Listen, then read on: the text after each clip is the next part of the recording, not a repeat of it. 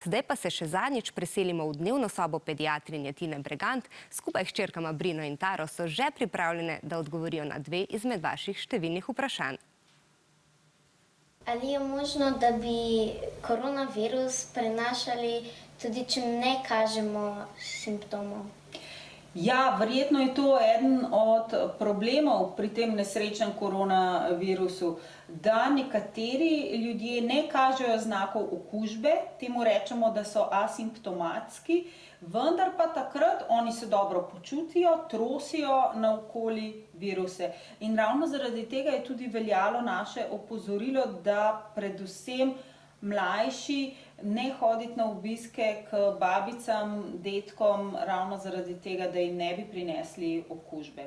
Če se okuženi dotakne neokuženega, da tisti, ki je bil prej neokuženi, zboli.